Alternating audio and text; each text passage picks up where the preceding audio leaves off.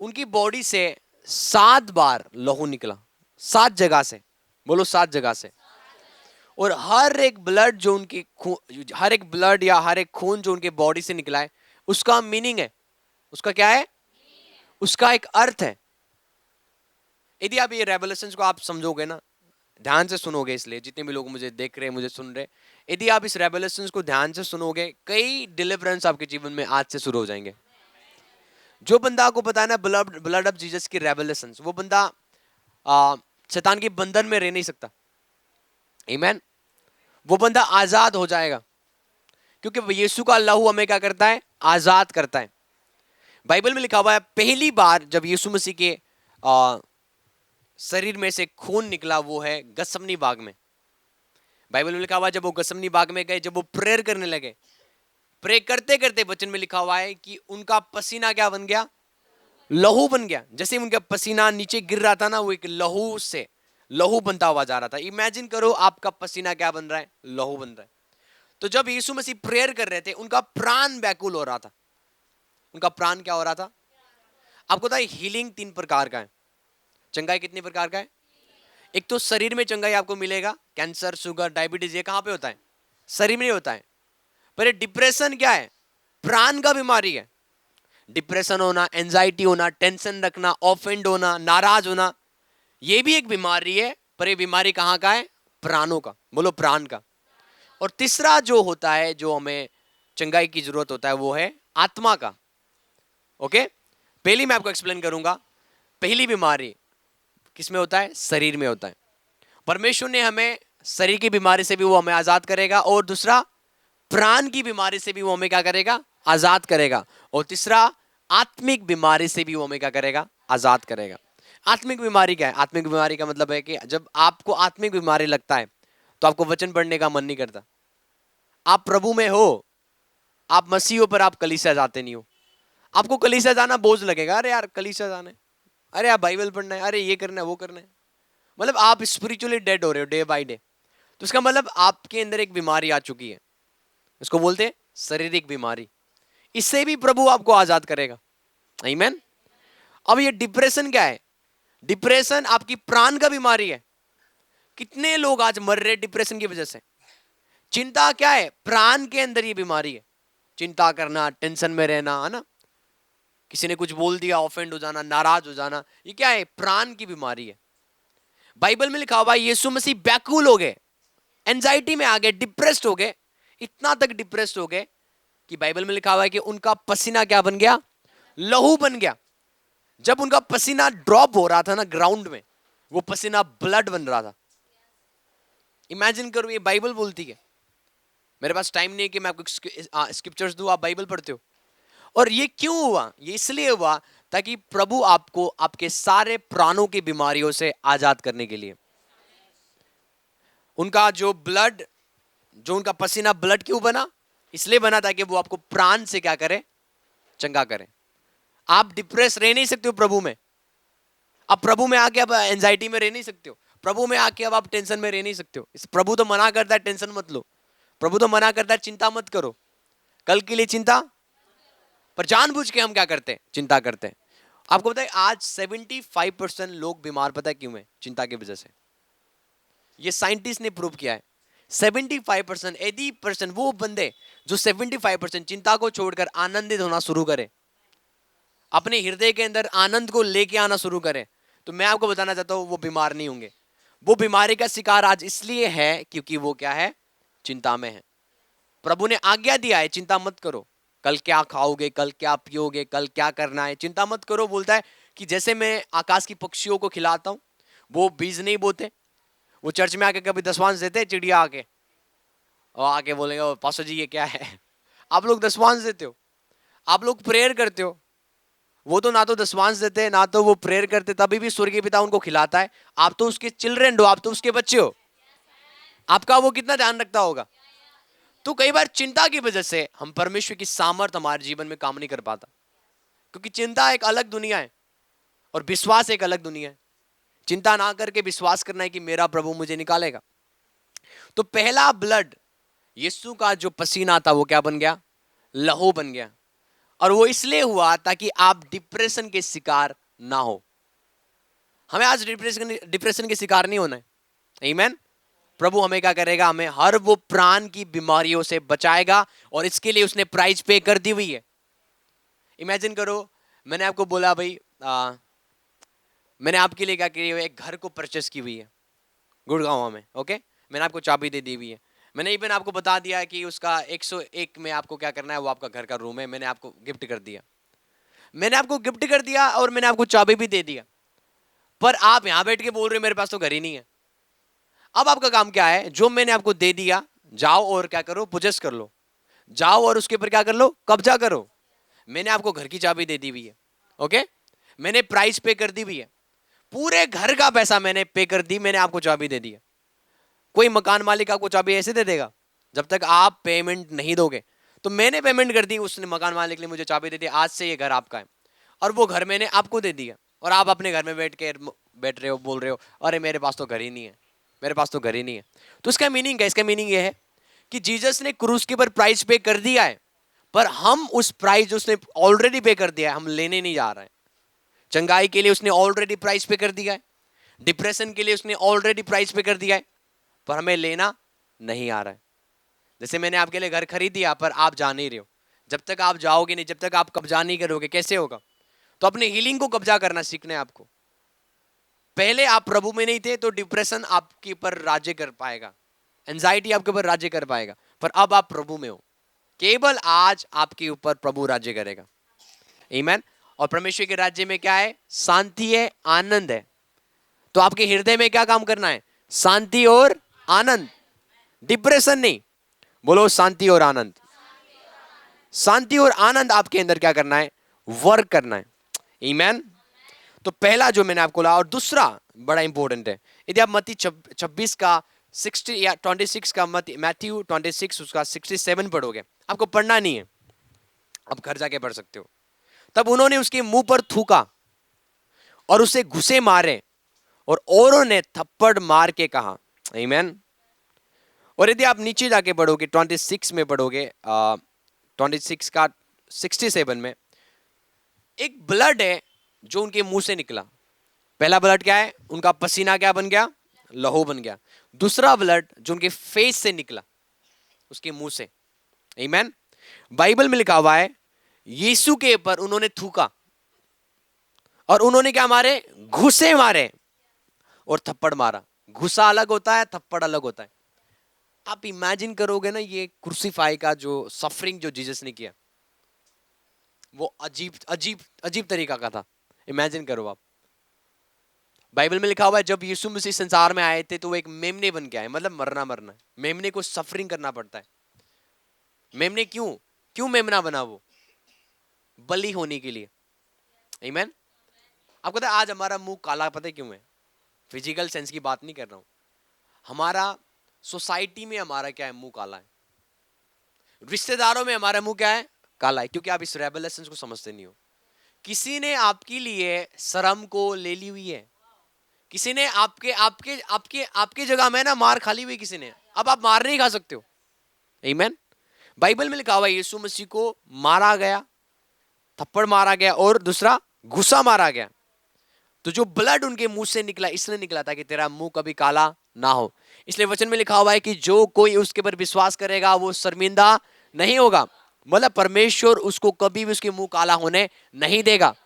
परमेश्वर आपका इज्जत है, वो आपकी इज्जत को बना के रखेगा। आमीन। आपका इज्जत कम नहीं होगा, आपका इज्जत और बढ़ता जाएगा। आपका इज्जत सोसाइटी में कम नहीं होगा, आपका इज्जत और बढ़ेगा। कौन मेरी बात को समझ रहे हैं? ये इसलिए है क्योंकि उसके मुंह से जो ब्लड निकला उसकी वजह से। हमने दो चीज सीख लिया है। ओके, तीसरा जो हम अब सीखेंगे वो है यीशु के जो पीठ पीछे जो कोड़े लगवाए गए थे, उसमें से जो ब्लड निकला उसके द्वारा, इसलिए वो ब्लड निकला वहां से, इसलिए यीशु को कोड़े लगवाया गया ताकि आपको क्या मिले? शारीरिक बीमारियों से चंगाई मिले। मत्ती 27 का 26। इस पर उसने बरअब्बा को उनके लिए छोड़ दिया और यीशु को कोड़े लगवाकर सौंप दिया। अब वो कोड़ा मैं आपको बताना चाहता हूं, let me explain little bit. वो कोड़ा ऐसा था कि जब वो कोड़ा एक बार मारे जाते थे किसी के पीछे, पीठ पीछे। आपको पता है, किन लोगों को पता है यीशु मसीह क्रूस के पर नंगे थे? कई कई मसीहों को नहीं पता, क्योंकि आप पिक्चर में क्या देखते हो, आप कपड़े देखते हो, पर वो कपड़ा भी नहीं था। आमीन। वो कपड़ा भी नहीं था इतना, मतलब यदि आप देखोगे ना वो सफरिंग को, वो बहुत पावरफुल था। जो मूवी में आप देखते हो वो फेक है। अभी मैं आपको वचन से बताऊंगा, बाइबल में लिखा हुआ है लोगों ने पहचाना भी नहीं ये यीशु है, ऐसा मुंह बिगाड़ दिया उन्होंने। आमीन। कितने लोग रेडी? आज आज आप रेडी हो? आमीन। तो जो कोड़ा था, जब कोड़े एक बार किसी के पीठ के पीछे मारा जाता था, तो वो कोड़ा क्या करता था, हमारे खाल को पकड़ता था, पीठ पीछे के खाल को पकड़ना और खींच के लेके आना। ओके, तो कितने कितने कितने कोड़े खाए यीशु ने? आपको पता है कितने बार? बोलो। 39 बार। 40 नहीं, 39 बार क्या किया यीशु ने। और यदि आप देखोगे यीशु के पीठ के पीछे कोई कोई मांस नहीं था, पूरे हड्डी दिखते थे। इमेजिन करो आप। पर आज भी क्रिश्चियंस मर रहे बीमारियों में। लैम्ब ऑफ गॉड ने ऑलरेडी प्राइस पे कर दिया है। आपको अपनी चंगाई पोजेस करना है, पर आज भी हम चंगाई को पोजेस, हम आज भीख मांगते चंगाइयों के लिए। यीशु मसीह कहते कि चंगाई बच्चों का क्या है, रोटी है। एक औरत को क्या बोलता है यीशु मसीह, मैं बच्चों का रोटी कुत्तों के आगे। मतलब यहूदी के लिए चंगाई क्या था? रोटी था बच्चों का। आप रोटी क्या करते हो? सुबह आप भूख लगता है खाते कोई नहीं। तो मसीह लोगों के लिए चंगाई क्या है? एक रोटी के समान है। कभी भी आपको मिल जाएगा। जब आप बीमार हो जाओगे 24 घंटा अवेलेबल है हीलिंग्स। पर आप देखते हो क्रिश्चियंस मर रहे क्योंकि उनको ये रेवलेशंस नहीं पता। यीशु मसीह ने मेरे लिए आपके लिए प्राइस पे कर दी हुई है। आज भी हम बीमार हैं।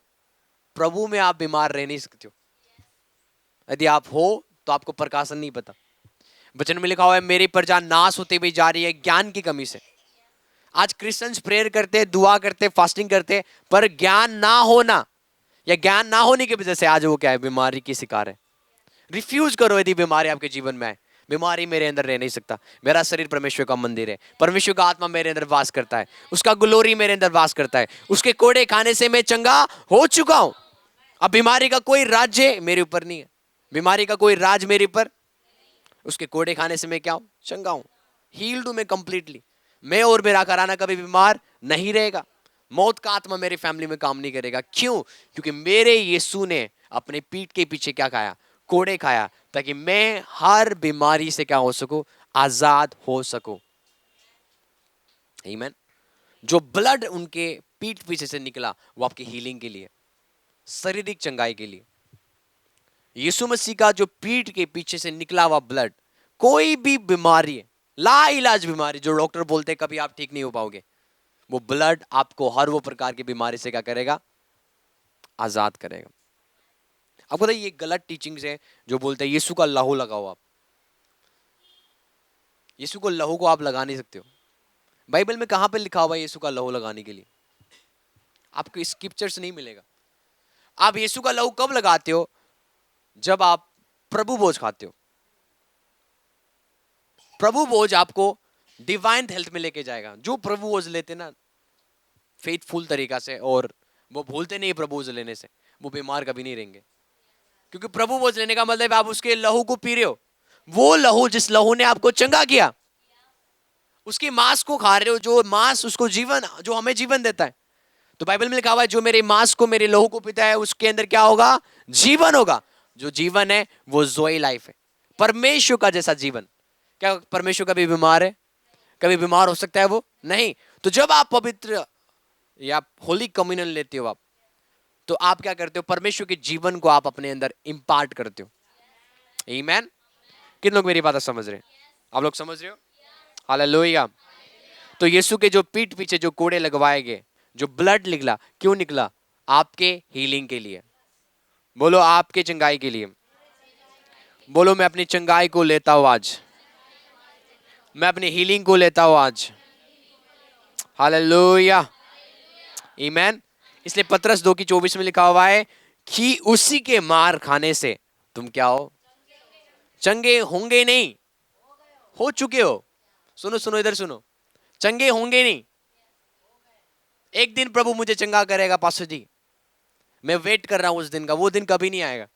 जैसे वो 38 साल का जो चल नहीं पाता था ना, वो वेट कर रहा था स्वर्गदूत कब आए, पानी हिलाए और मैं क्या करूं, कूद जाऊं। कभी आया स्वर्गदूत? प्रभु ने क्या बोला, चलना चाहता है? बोले प्रभु मेरे पास तो कोई है ही नहीं। आज कई लोग अपनी मिरेकल्स के लिए वेट कर रहे हैं, वो गलत है। चंगे होंगे नहीं, हम हो चुके चंगे। यीशु ने मार्था को क्या बोला जब उसका भाई मरा हुआ था, लाजर मरा हुआ, क्या हो गया? लाजर मरा हुआ 4 दिन हो गया, कब्र के अंदर है। मार्था जाके बोलता है, क्या बोलती है कि यदि तू होता तो मेरे भाई नहीं मरता। यीशु ने बोला यदि तू विश्वास करेगी, आपको समझ आ रही है? यदि तू क्या करेगी और तू क्या क्या देखेगी? परमेश्वर की महिमा देखेगी। चंगाई के लिए आपको केवल क्या करना है? विश्वास करना है कि उसने मुझे चंगा कर दिया है, शारीरिक रूप से, आत्मिक रूप से और प्राण के रूप से। आमीन, हालेलुया। तो अपने मिरेकल्स के लिए वेट मत करो, बिलीव कर लो, उसने दे दी हुई है। यदि आज आप बीमार हो, आपको क्या करना है? विश्वास करना है, उसने मुझे चंगा कर दिया है, होगा नहीं। जब प्रभु का दास मेरे पर हैंड करेगा then I get heal, no, आज आप हो चुके हो। आज से मानो आप चंगा हो चुके हो और वो हीलिंग दिखना शुरू करेगा। आमीन, हालेलुया। आप लोग रेडी हो? हालेलुया। कितने लोग रेडी है? और जो यदि आप चौथा है, ये तीसरा है, ये चौथा है, यीशु के सिर के पर जो ताज पहनाया गया था, इसके बारे में थोड़ा हम सीखेंगे। आप लोग रेडी हो? मत्ती 27 का 29, कांटों का मुकुट गूंथ कर उसके सिर पर रखा और उसके दाहिने हाथ पर रसकंडा दिया और उसके आगे घुटने टेक कर उसे ठट्टों में उड़ाने लगे और यहूदियों के राजा को नमस्कार बोलने लगे। हालेलुया।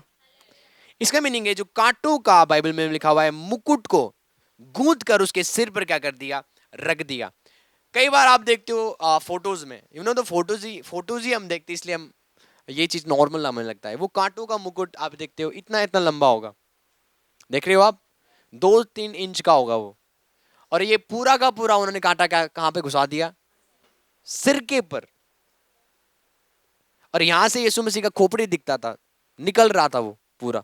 और जो ब्लड निकल रहा था, क्यों वहां से ब्लड निकाला? क्यों वो कांटों का मुकुट पहनाया गया? इसका एक मिस्ट्री है। जो उनके सिर से जो ब्लड निकल रहा था, इसलिए निकल रहा था ताकि हमारा सोच क्या हो? बोलो, पवित्र हो। आज लोगों का सोच पवित्र नहीं है। आज लोग इतने दुष्ट हो चुके हैं ना, अपने बहन को छोड़कर किसी और लड़की को देखेंगे ना, वो अलग ही सोचेंगे। एक अंकल एक 22 साल की लड़की को देखता है, वो भी क्या है, वो भी मस्त है, उसको पता नहीं उसके घर में बेटी है, वो ऐसा देखता है कि इसकी गर्लफ्रेंड है, यू नो, क्योंकि माइंड भी क्या हो गया? करप्ट हो चुका है। लोगों का सोच अच्छा है नहीं आज। पर शुक्र करो, आप लोगों का माइंड कितने लोगों का ठीक है, क्योंकि ब्लड ऑफ जीसस की वजह से। आप लोगों का माइंड आप देखोगे ना, आप बोलोगे क्या भर के रखा हुआ है लोगों ने। मतलब इतने डिमोनिक और इतने बैड थॉट्स, गलत सोच एक दूसरे के प्रति। बस वो अपने परिवार के प्रति सही सोचेंगे और सारे के सारे गलत। बाइबल में लिखा हुआ है, ये कांटों का मुकुट इसलिए पहनाया गया, गूंद कर मतलब दबाया, सिर के पर दबाया, तब तक दबाया जब तक वो कांटा घुस ना जाए सिर के पर। और जो ब्लड निकला उनके हेड से, इसलिए निकला था कि हमारा माइंड क्या हो? पवित्र हो, साफ हो। जब कोई हम औरत को देखे या मर्द को देखे, हमारा सोचना क्या हो? पवित्र हो। कभी भी गलत सोच हमारे माइंड में ना आए। आमीन। तो वो ब्लड ने हमें क्या किया है? हमारे माइंड को हील किया है, हमारे सोचों को क्या किया है? चंगा किया है। आमीन। और जो पांचवा है जो मैं आपको बताना जा रहा हूं, वो है मत्ती 26 का 67 निकालेंगे।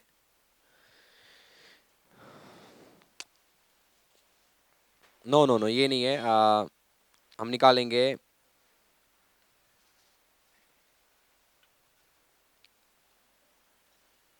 वजन से था उसका 22 का 16। उससे पहले कि हम पढ़ेंगे बुक ऑफ इज़ाया उसका 52 का 14 वर्स। यहाँ पे ये लिखा हुआ है, जैसे बहुत से लोगों ने उसे देखकर चकित हुए। जब बहुत से लोगों ने यीशु को क्रूस के पर देखा, चकित हुए। ये भविष्यवाणी कर रहा है इज़ाया। कौन सा चीज का भविष्यवाणी कर रहा है? उस समय का भविष्यवाणी कर रहा है जब यीशु मसीह क्रूस के पर टंगाए गए थे। आमीन। बाइबल में कहा जब लोगों ने यीशु को देखा वो क्या हो गए? चकित हो गए। क्या हो गए? मतलब शॉक्ड हो गए, वो हैरान हो गए। क्या ये वही यीशु है जो यरूशलेम में प्रचार करता था? ये यीशु नहीं हो सकता। कितने लोग मेरी बातें समझ रहे हैं? वो शॉक्ड हो गए जब उन्होंने यीशु को कहां पे देखा? क्रूस के पर देखा। क्योंकि उसका रूप यहां तक बिगड़ा हुआ था कि मनुष्य का साथ जानना पड़ता था। वो जब लोग उसको देखते थे ना, वो बोलते थे भूत है भाई कोई। क्योंकि पीछे क्या है? हड्डी दिख रहा है, खोपड़ी दिख रहा है। बाइबल में लिखा हुआ उसका दाढ़ी नोचा गया। क्या किया गया? इमेजिन करो एक मर्द का आप दाढ़ी नोचो और उसमें से आप उसके बाद जो स्वेलिंग आएगा वो अलग होगा। बाइबल में लिखा है रॉड से। कैसे? रॉड से उनके सिर के पर मारा गया। रॉड से सिर के पर मारा गया। कांटों का जो मुकुट है घुसा दिया अंदर। जब लोग देखते थे, बाइबल में लिखा हुआ है, वो चकित हो गए और बोलने लगे ये यीशु नहीं है। वो इंसान के समान दिख ही नहीं रहा था, वो भूत जैसा हो गया था। कोई डेंजरस एनिमल नहीं होता। पैर तो है, हाथ तो है, पर कुछ अलग दिख रहा है। पीठ के पीछे कोई मांस नहीं है, पूरा का पूरा हड्डी दिख रहा है। यहां से खोपड़ी दिख रहा है। इमेजिन करो आप, वो आंखें दिख ही नहीं रहा है। सारा का सारा क्या है? ब्लड ही ब्लड है, सॉइलिंग है, सब चीज बिगड़ा हुआ है। इसलिए बुक ऑफ इज़ाया में यहाँ पे भविष्यवाणी हो रहा है। क्या भविष्यवाणी हो रहा है? यहाँ पे बोलता है कि जब बहुत से लोगों ने उसको देखा तो वो चकित हो गए, क्योंकि उसका रूप यहां तक बिगड़ा हुआ था कि वो मनुष्य का ना जाना पड़ा, और उसकी सुंदरता में आदमी किसी नहीं रहेगी। मतलब जो उसका पहले सुंदरता था, जो उसके पहले जो मुंह का फेस नहीं होता है, वो पूरा चेंज हो गया। मतलब ऐसे उन्होंने मारा यीशु को, ऐसे सताया कि कोई वो एनिमल है वो। ओके, किन लोग समझ रहे हैं? आमीन। इसलिए मैं हमेशा बोलता हूं असंभव है आकाश अंजल कभी गरीब रहे। असंभव। आमीन। असंभव है क्रिश्चियंस गरीब रहे। यदि आप गरीब हो तो इसलिए हो क्योंकि because of your ignorance, you don't know the word of God, you don't know the revelations. असंभव है कि हम नीचे गिरे। असंभव है हमारे पर जादू टूना हो। इम्पॉसिबल। यदि आप ये मिस्ट्रीज को आपको पता लग जाएगा भाई, बल्ले बल्ले, फिर हम इस दिल्ली में और आप कहीं पर भी हो, आप बल्ले बल्ले रहोगे। कोई लैक, कोई कमी नहीं होगा। If you understand this revelations. आमीन। इतना खतरनाक सफरिंग यीशु ने मेरे लिए झेला ताकि हम एक ब्लेसड लाइफ जिए। हर एक ब्लड का मिस्ट्री है। कितनों को मेरी बात समझ रहे हैं? हर एक ब्लड का क्या है? जब लोग देखने लगे वो चकित हो गए, दिस इज नॉट जीसस। ये यीशु नहीं है जो यरूशलेम में प्रचार करता था। कोई सुंदरता नहीं। यदि आप भी देखते ना, आप भी बोलते हो नहीं भाई जीसस नहीं हो सकता है, क्योंकि मार मार के उन्होंने अद्भुत अजीब बना दी हुई है। किसी को आप मुक्के से मारो 50 बार, मुंह में मारो, अगले दिन उसको देखना या 2 घंटे के बाद देखना, उसका मुंह में ऐसा स्वेलिंग आएगा, पहचान नहीं पाओगे आप। बाइबल में ये जिक्र नहीं, पर मुझे यहां तक लगता है कि यीशु मसीह की आंखें भी उन्होंने क्या कर दिया है? खराब कर दी होंगे। आपको समझ आ रही है? एक तो सिर के पर आप रॉड चार्ज कर रहे हो, क्राउन को आपने गूंद दिया, ब्लड निकल रहा है। ओके, पीठ पीछे, उन्होंने आगे, हर जगह उन्होंने वार किया। और केवल वो नहीं, अभी और बचा हुआ है। हमने 5 कर लिया, अब 5वां है ना ये। अब हम पढ़ेंगे 5वां नहीं है, ये है, हम छठा पढ़ेंगे। ओके, हम निकालेंगे वजन संहिता उसका 22 का 16।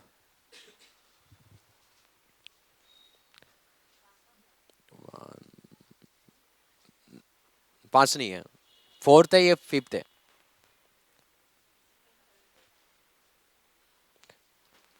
वजन से ज्यादा उसका 22 का 16 यहाँ पे लिखा हुआ है, क्योंकि कुत्तों ने मुझे घेर लिया। आपको पता है वजन से ज्यादा आप पढ़ रहे हो, पर ये प्रोफेसी है यीशु के लिए। इसलिए पुराने नियम किसके लिए भविष्यवाणी कर रहा है? यीशु के लिए। अब बुक ऑफ यशायाह ने किसके पर भविष्यवाणी किया? यीशु के लिए। आमीन। उन बातों को लिख रहा है जो मत्ती, मरकुस, लूका, यूहन्ना ने नहीं लिखा। उसने देख लिया आत्मा में क्या होने वाला है। आत्मिक लोग देख लेते आगे क्या होगा, सारी बातें प्रभु दिखा देता। आत्मिक लोग बहुत डेंजरस होते हैं। बुक ऑफ यशायाह सबसे इंटेलिजेंट प्रॉफिट था उस समय का। पुराने नियम में रह के उसने यीशु का क्रूसिफिक्शन को देख लिया, लोगों को देख लिया, लोगों को सोच को पढ़ रहा है। लोग देखे ये बोलेंगे यीशु के लिए, ये बोलेंगे। आमीन। Profits are so dangerous. आत्मिक लोग बहुत डेंजरस है। बाइबल में लिखा हुआ है पवित्र आत्मा जो तेरे अंदर है वो आने वाले बातें बता देगा। आमीन। आपके जीवन में कल क्या होगा, आने वाले टाइम में क्या होगा, 2 हफ्ते के बाद क्या होगा, वो आपको क्या देगा? सिग्नल देगा। बोलो सिग्नल। वो आपको अलर्ट करेगा। तुझे अपनी प्रार्थना बढ़ाना है, दुष्ट ये चाल सोच रहा है, दुष्ट ये प्लान कर रहा है। होली स्पिरिट क्या करता है? आपको अलर्ट करता है। पर कई बार वो अलर्ट को या कई बार वो रेड सिग्नल्स को हम इग्नोर करते हैं और आगे जाके फिर हम गड्ढों में पड़ जाते हैं। आमीन। वो मेरा टॉपिक नहीं है। पर यहाँ पे क्या लिखा हुआ है? कुत्तों ने मुझे घेर लिया और कुकर्मियों की मंडली ने मेरे चारों ओर मुझे घेर लिया और वो मेरे हाथ और पैरों को छेदने लगे। आपको समझ आ रही है? और 2 जगह से यीशु मसीह का ब्लड निकला। वो पहला उनके हैंड्स, दूसरा उनके पैर। ओके, इसको ध्यान से सुनना। जब यीशु मसीह को क्रूस के ऊपर उन्होंने क्या ठोका? कील ठोका उनके हाथ में। जो उस हाथ में से जो ब्लड निकल रहा था वो इसलिए निकल रहा था ताकि हम परमेश्वर की सेवा कर सके। आमीन। किसकी सेवा कर सके? आपकी हर वो आराधना परमेश्वर आज पता है कैसे रिसीव कर रहा है। इमेजिन करो आप पाप करके आ रहे हो, प्रभु बोल रहा है जब तू आराधना करेगा मैं आऊंगा, मैं तुझे गला लगाऊंगा। इमेजिन करो स्वर्गदूत जिसका नाम है लूसीफर, उसने एक बार पाप किया, उसने सोचा मन में मैं परमेश्वर से ऊपर चला जाऊंगा, मैं भी बड़ा बन जाऊंगा, मैं परम प्रधान बन जाऊंगा। बाइबल में लिखा है परमेश्वर ने उसको गिरा दिया।